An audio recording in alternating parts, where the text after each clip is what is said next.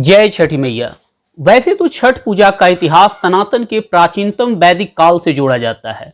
बीच के रामायण और महाभारत में सूर्य देव और छठी मैया की उपासना का यह पर्व को और प्रवाहित करता है।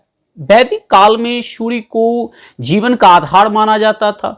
कृषि और स्वास्थ्य के लिए सूर्य देव की आराधना की जाती थी। छठ पूजा में बिना किसी मूर्ति की पूजा होती है और केवल प्रकृति को ही अर्घ्य दिया जाता है। कहा जाता है कि भगवान श्री राम और माता सीता ने जब रावण पर विजय प्राप्त कर वापसी की थी, तब उन्होंने कार्तिक मास के शुक्ल पक्ष की षष्ठी को सूर्य की उपासना की थी। यही उल्लेख महाभारत में भी द्रौपदी और पांडवों के द्वारा इस व्रत का पालन करने का मिलता है। माना जाता है कि उन्होंने अपने राज्य और परिजनों की सुरक्षा की दृष्टिकोण से सूर्य पूजा की उपासना की थी। इसी क्रम में भक्तों की उपासना से जुड़ी अनेक कथाएं हैं, जो 4 दिवसीय छठ पूजा को आधुनिकता के दौर में भी एक महान पर्व के रूप में श्रद्धा के साथ मनाने के लिए प्रेरित करती है। कहा जाता है कि इस पर्व में स्वच्छता, शुद्धता और आत्मनियंत्रण का विशेष महत्व पूरा करती है यह गीत। जी हाँ, इस गीत की गायिका शारदा सिन्हा जी किसी परिचय का मुहताज नहीं है। आखिर कौन है शारदा? शारदा सिन्हा ने अपनी प्रारंभिक शिक्षा राघोपुर प्रखंड के हुल्लास गांव में पूरा की, जो इनकी जन्मभूमि भी रही। पिता सुपौल जिले के ही विलियम्स हाई स्कूल के प्राचार्य थे, जो बाद में शिक्षा विभाग के बड़े अधिकारी से सेवानिवृत्त हुए। वहीं शारदा वुमेन्स कॉलेज समस्तीपुर से बतौर संगीत के प्राध्यापक पद से सेवानिवृत्त हुई। कहा जाता है कि समस्तीपुर से भी इनका गहरा नाता है, और इतना गहरा नाता है कि आप गूगल और चैट जीटीपी पर भी जाएं तो वो भी सजेस्ट समस्तीपुर इनकी जन्मभूमि करता है।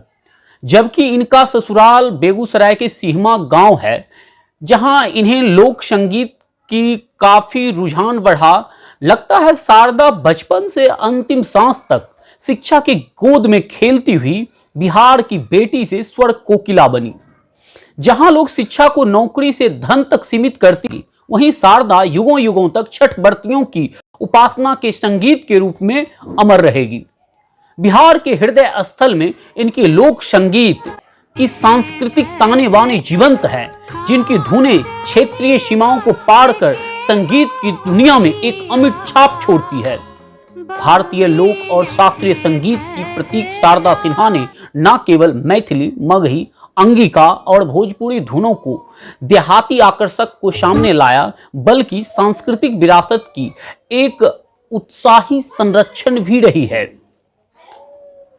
शारदा जहां कहीं रही, अपनी मर्यादा को श्रेष्ठ समझती रही। क्योंकि 1989 में उन्होंने बॉलीवुड में भी कदम रखा, और वहां एक फिल्म की गाना में जो ये किया गया, कहे तोहसे सजनमा तोहरे सजनिया, गीत गाकर खूब सराहना बटोरी। अश्लीलता के इस दौर में भी शीलता का अमिट आदर्श स्थापित करने वाली शारदा अब नई मधुर भारतीय लोक सांस्कृतिक संगीत नहीं दे पाएगी। इस युगों में छठ उपासना का राग देने वाली शारदा छठ के पहले दिन ही अब हम सबको छोड़कर चली गई।